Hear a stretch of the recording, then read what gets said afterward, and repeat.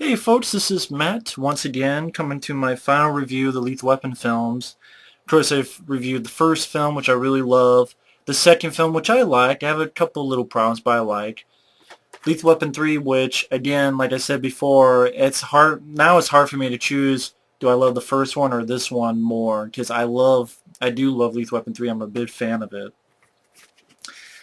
And then a couple of years later, maybe 6 or so years later after that, you have Lethal Weapon 4, which once again, thanks to First Power 100, I saw on Blu-ray. And it looks good on Blu-ray. And Lethal Weapon 4, I will say, I'm a fan of the first three Lethal Weapons. This one, I would say, is a disappointment. This comes from a guy, I love Die Hard 4. I love Rocky 4. I love Nightmare on Elm Street 4. But Rambo 4, of course. But this one, Lethal Weapon 4, I just not a big fan of this movie. Has some good stuff, but it has a lot of problems in my opinion. I mean, pretty much you get the idea that Mel Gibson's character is with Rene Russo, and Rene Russo is with child, and also Danny Glover, his daughter, is with child. You have Chris Rock's character, who is a cop, who secretly he is married to Danny Glover's daughter, but he doesn't know it yet. You have Joe Pesci's character, Leo Getz, who wants to be a PI now. Um, and of course you have also Jet Li as his triad. Well, basically wants to buy these forefathers from China, and him and his triad buddies, they get these immigrants and they're using them to make this counterfeit money so they can buy back the forefathers. And anyway, the plot, I didn't really care about the plot. I didn't really care about the immigrants and shit. Like, I'll be honest, I could care about the plot in the first film, or even the third film, which a lot of people give shit to. But this one, I thought Jet Li was good, but I didn't really care about the plot. But either way, I love the opening of the film, where Riggs and Murtaugh, they go up, and there's this guy shooting this flamethrower through the fire. Da, da, da, da.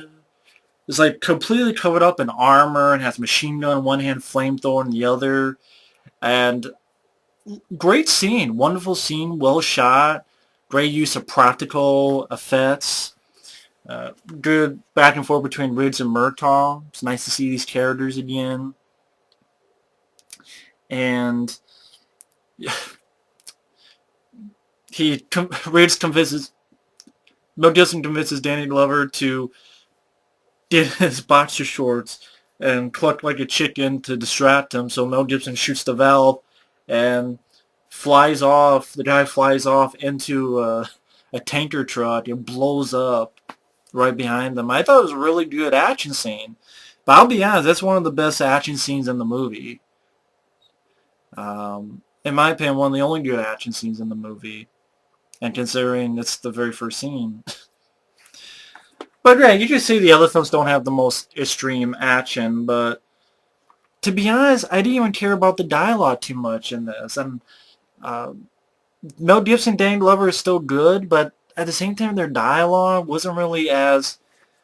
I could laugh lots of times with... I think the dialogue in this one is great. I think it's very funny a lot of the times, and it's a lot of them going back and forth, Riggs and Murtaugh. Here, in my opinion, not so much. Mel Gibson, Joe Pesci, and Danny Glover on a boat. They hear some gunshots. You have this silly shit where Joe Pesci has a shark, and should we let him shoot the shark? And they hear gunshots, and Mel Gibson, supposed to be in the story where of course his character's getting older, so he gets his ass kicked more easily, which I know it makes sense. And on the boat, they find these immigrants. And to me, the immigrant scene, I didn't really find that interesting of a story. Uh, and Chris Rock, I like Chris Rock. I mean, if he starred in his own film, that's fine. But I just don't think he fits in this movie. Uh, really, like, it's him trying to do a couple Chris Rock routines. Like, there's one where fuck, man, he's fucking dead. You know, well, we're important dead people over here. We're important homicides over here. Then there's another where he's like, yeah, I slept on the floor. I ate on the floor. I was nose to nose with the family dog. And then there's another one where they go on this spiel about phones. Well, I never done on my old phone. 4, 5. And I was like, are you doing routines, stand-up routines, or are you trying to play a character? I just don't think Chris Rock worked in the film, to be honest. I mean, I don't dislike Chris Rock, you know, but, well, you don't know. I'm telling you right now. But I just don't think he fit in this film. I don't think he's awful, but this is one where I can see they're trying to pack too much stuff, but so not enough stuff gets room to breathe. So maybe if Chris Rock, you know, he had more, like I said, if he had his own movie doing this kind of stuff, and not Bad Company with Anthony Hopkins, just I didn't care for that one. You know, maybe it could work, but I don't know. But you know, the immigrant scene was interesting. Chris Rock, yeah. Basically, Danny Glover finds his immigrant family called the Hans and invites him to live with them. Wasn't really interested in that little subplot. Rene Russo's character being pregnant, I'll be honest, wasn't really interesting to me because, great, so that means Rene Russo's not going to be badass or try to be badass. Like, I liked her character in part 3, but she doesn't really have much to do.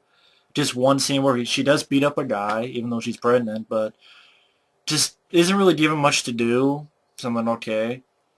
Just really not that interesting.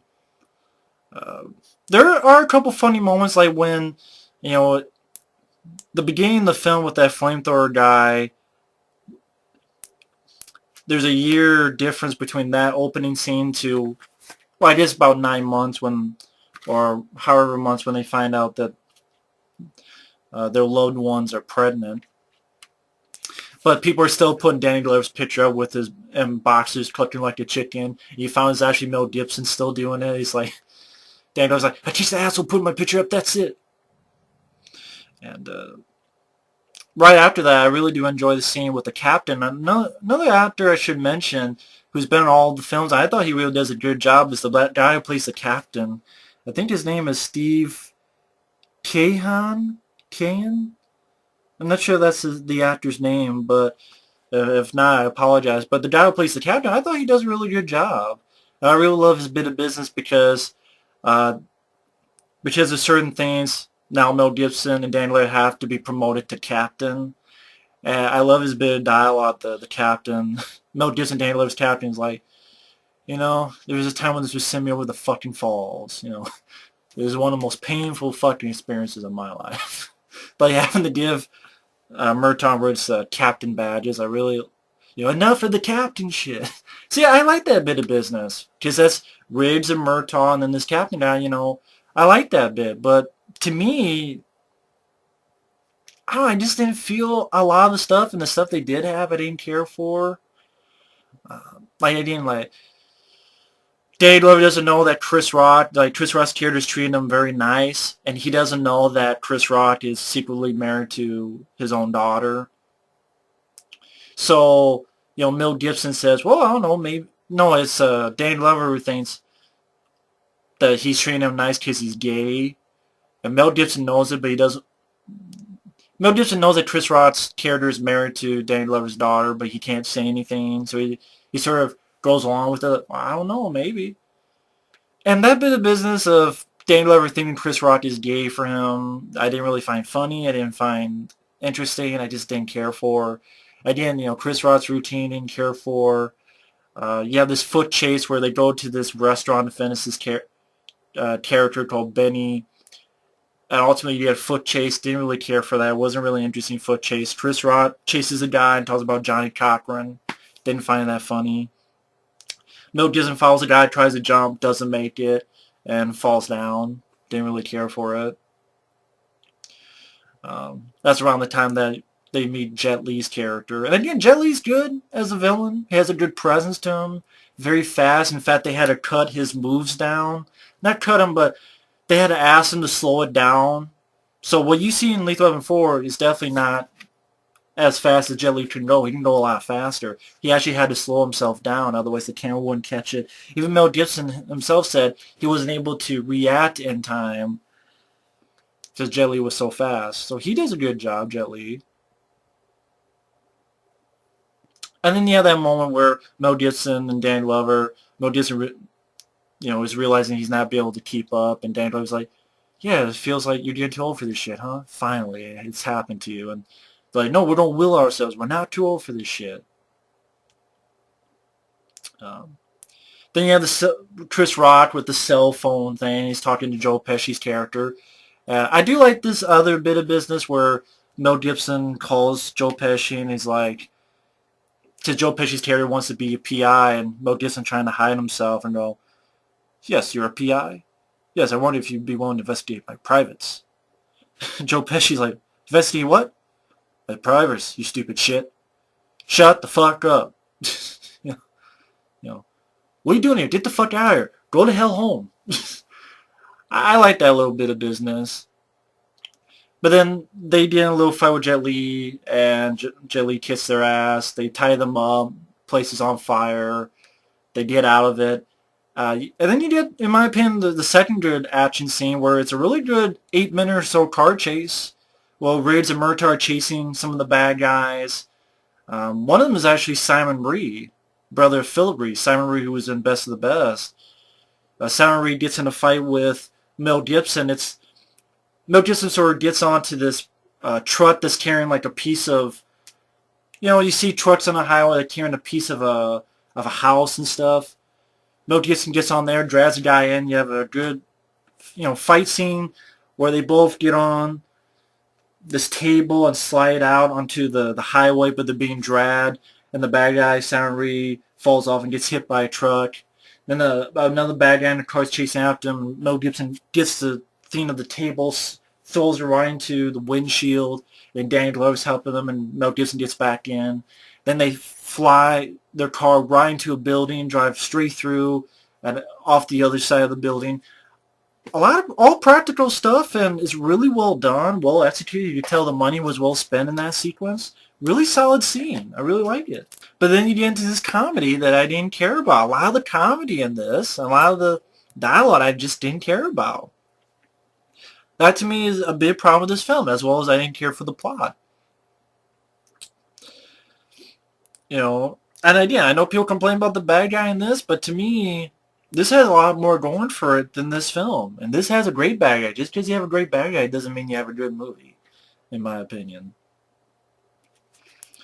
But you get this scene where they visit this Benny guy and the dentist again, and Mel Gibson, Chris Rock, and Danny Glover they all get high on nitrous oxide. It's really an unfunny sequence. It basically leads at the ending where there's a harbor where the guys find out that the money's counterfeit, and they tell, it's this meeting where there is changing, they tell that the money's counterfeit. There's a big gunfire exchange. Well, not that big. Then you get in the fight. Well, Mel Gibson and Dan Glover fight Jet Li. On one hand, it's a pretty brutal fight. I respect that. And let's face it, Jet Li would beat these guys. So it makes sense seeing it again today that, they're fighting dirty. It's 2-on-1, and they're using stuff in the harbor, using stuff to hit Jet Li. Mel Gibson's using his headbutt. Dan Glover stabs him through with like a poker, whatever it was, like some steel rod, something like that. Not a poker, but a steel rod.